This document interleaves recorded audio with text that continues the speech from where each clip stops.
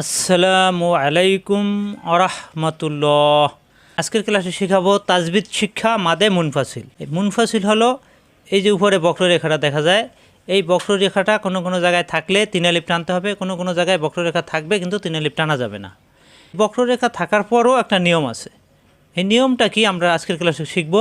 কোন কোন জায়গায় টানা যাবে, কোন কোন জায়গায় টানা যাবে না, এই নিয়ম সহ পানির মতো সহজ করে আজকের ক্লাসটা করবো ইনশাআল্লাহ। সবাই মনোযোগ দিয়ে ক্লাস করবেন এবং অন্যান্য মুসলিম ভাই বোনেরা যাতে শিখতে পারে সেই জন্য ভিডিওতে একটি লাইক দিয়ে সাবস্ক্রাইব করে আমাদের সাথেই থাকবেন। আসুন ভিডিও শুরু করি। আউযু বিল্লাহি মিনাশ শাইতানির রাজিম। বিসমিল্লাহির রহমানির রহিম। লেখার মাধ্যমে আগে বোঝার চেষ্টা করি, তারপর আমরা বই থেকে উদাহরণ দেখব। এখানে দেখুন হামজাজের ই মিলবে নুনের সাথে। নুনে তাজদিদ অজিব গুন্না, আমরা জানি নুনে মিমে তাজদিদ গুন্না করা অজিব, এখানে অজিব গুন্না হবে। ইন পরে নুনে জবর না, ইন না। মিম আলিফ জবর মা, মাদের হরফ একালিফ টান, আমরা জানি জবরের বামে খালি আলিফ, মাদের হরফ একালিফ টান। জবরের বামে খালি আলিফ, জেরের বামে ইয়া সাকিন, পেশের বামে অ সাকিন, খারা জবর, খারাজের উল্টা পেশ। এই ছয়টা মূল মাদ কিন্তু জানা থাকতে হবে এই মাদে মুনফাসিল চিনতে হলে। এটা হলো মাদে মুনফাসিল। এই মাদে মুনফাসিল হলো তিন আলিফ টান। এই মাদের হরফের বামের হরফে লম্বা হামজা আসলে এই আলিফকে লম্বা হামজা বলা হয়, আর হামজাকে গোল হামজা বলা হয়। তাহলে এই আলিফ হলো লম্বা হামজা। মাদের হরফের বাম পাশে যখন লম্বা হামজা আসবে আগে মাদের হরফ চিনতে হবে। কী কী মাদের হরফ?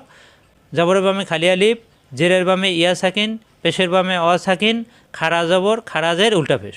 এই ছয়টা মূল মাদের পরে আলিফে হরকত থাকলে এটাকে লম্বা হামজা বলা হয়। এই লম্বা হামজা আসলে তখন এই মাদের হরফকে তিন আলিফ টানতে হবে।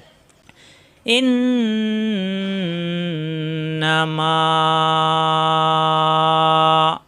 উপরে তিন আলিফের সংখ্যা থাকলে আমরা সবসময় জানি এই তিন আলিফের সংখ্যা থাকলে এটা তিন আলিফ টান।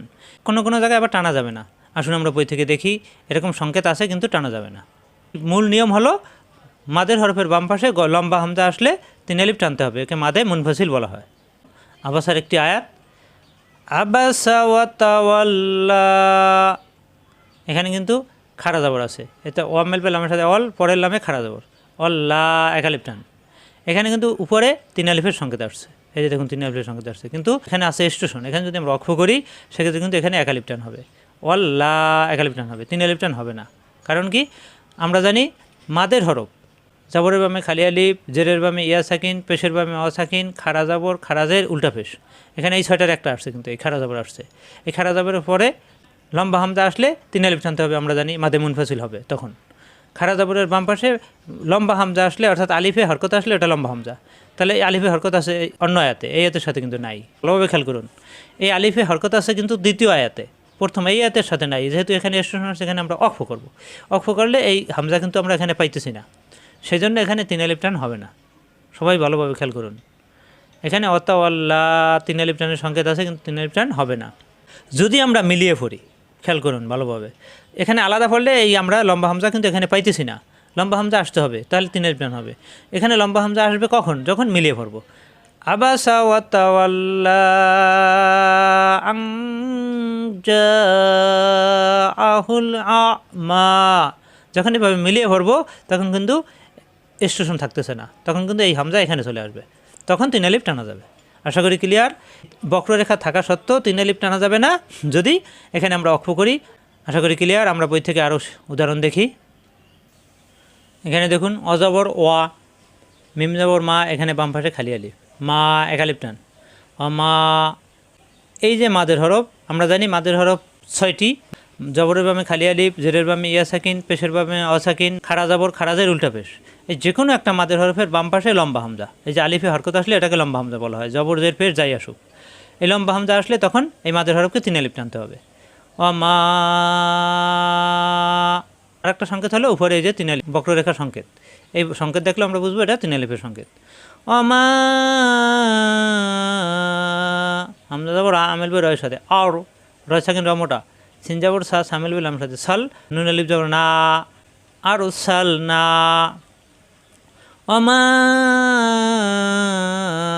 আর সাল না, মাদের হরফের বামের হরফে লম্বা হামজা আসলে তিন আলিফ টানতে হবে এই মাদের হরফকে। অমা আর সাল না, কফ আলিফ জবর ক, লাম্মা পেশ লু পেশের বামে ওয়া সাকিন মাদের হরফ একালিফ টান। আর এখানে ক জবরের বামে খালি আলিফ একালিফ টান, কা হবে না, কলু পেশের বামে ওয়া সাকিন মাদের হরফ, এই মাদের হরফের বামে আসছে লম্বা হামজা, এই জন্য এখানে 3 আলিফ টান হবে। কলু এখানে উপরে 3 আলিফের সংকেত আছে, লম্বা হামজা আসছে এই জন্য 3 আলিফ টান হবে। কলু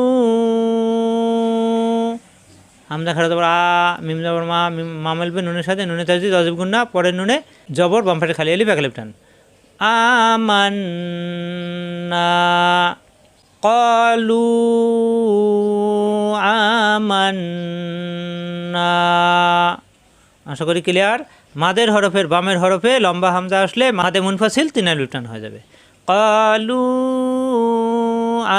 আমান্না। ফা জবর ফা, সিন জবর সা, ফাসা, জিম জবর জা, দাল পেশ দু, ফাসা জাদু। এই দাল পেশ দু দুমিল বওয়ার সাথে, দু পেশের বামে ওয়া সাকিন মাদের হরফ একালিফ টান। এই মাদের হরফের বাম পাশে লম্বা হামজা আসছে, এই যে আলিফে হরকত লম্বা হামজা আসছে, এই জন্য এখানে 3 আলিফ টান হয়ে যাবে। ফাসা জাদু এটাকে বলা হয় মাদে মুনফাসিল। মাদের হরফের বামের হরফে লম্বা হামজা আসবে। মাদের হরফ জবরের বামে খালি আলিফ, জেরের বামে ইয়া সাকিন, পেশের বামে অ সাকিন, খাড়া জবর, খাড়াজের উল্টা পেশ, এই 6টা মাদের পরই লম্বা হামজা আসলে 3 আলিফ টান হবে। ফাসাজাদু ইল্লা, এখানেও 3 আলিফ টান। ইমেল বে লামের সাথে ইল, পরে লামে যাব লা, বাম পাশে খালি আলিফ আসছে, মাদের হরফ এক আলিফ টান। ইল্লা এখানে লম্বা হামজা আসার কারণে এই লা এক আলিফ টান 3 আলিফ হয়, এখানেও 3 আলিফ টান, এখানেও 3 আলিফ টান। লা হামজা যে রি ইমেল বে সাথে, ইবে লাম যে লি লিমেল বি ইয়ার সাথে, লি সিনজা বর্ষা, ইব লি সা, এখানে আসছে মিম অকফে লাজিম, এখানে অবশ্যই অক্ফ করতে হবে।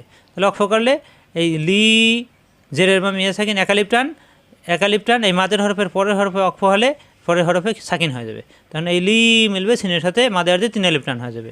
লিস ইবলিস ফাসাজাদু